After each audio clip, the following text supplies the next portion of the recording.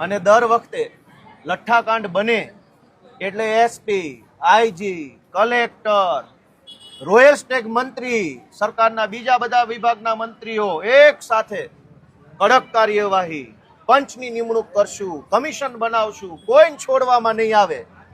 મારી ભાવનગરના એસપી ને આઈજીને સીધો પ્રશ્ન છે કે બોટાદના લઠ્ઠાકાંડના આરોપીને કઈ ફાંસીએ ચડાવ્યા, લાવો હિસાબ. તમે એટલા જ બધા ઈમાનદાર છો, હરિશ્ચંદ્રના વારસદારો છો, તો બોટાદના લઠ્ઠાકાંડના આરોપીને કઈ ફાંસીએ ચડાવ્યા, કઈ સજા કરાવી, જરાક આપો હિસાબ. ઘટના પછી ઘટના, ઘટના પછી ઘટના, નિર્દોષ યુવાનોનો ભોગ લેવાઈ જાય અને સરકાર માત્ર વાર્તા કર્યા કરે. આ કેટલું દુઃખદ છે. જે લોકોએ આ ઝેરી દારૂ બનાવવાનું કામ કર્યું, એમાંય દુઃખનો વિષય જુઓ કે ગુજરાતમાં દારૂ બંધી છે, પણ અહીંયા ઇંગ્લિશ દારૂનું મેન્યુફેક્ચરિંગ ચાલુ થયું છે. બધા જ જિલ્લાઓમાં ફેક્ટરીઓ છે, નકલી દારૂ બનાવવામાં આવે છે.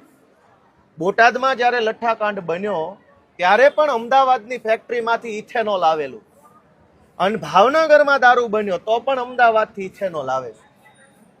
સરકારનો તો એવો દાવો છે કે આ કડક હાથે કામ લેવા વાળી સરકાર છે કે અગાઉના લઠ્ઠાકાંડ વખતે રોયલ સ્ટેગ મંત્રીએ એવું કીધેલું કે હવે પછી ગુજરાતમાં કોઈ ઘટના ન બને એવો નમૂનારૂપ દાખલો બેસાડવામાં આવશે. ભાઈ, તમારી વાત તો બુટલેગરે માનતા નથી, હાલી હું નીકળ્યા છો. નહીતર ગુજરાત રાજ્યના રોયલ સ્ટેગ મંત્રી એમ કહી દે કે હવે કોઈની ખેર નથી, અને ભાવનગરમાં પાછા રોયલ સ્ટેગની બોટલો બનાવવાનું ચાલુ થઈ જાય.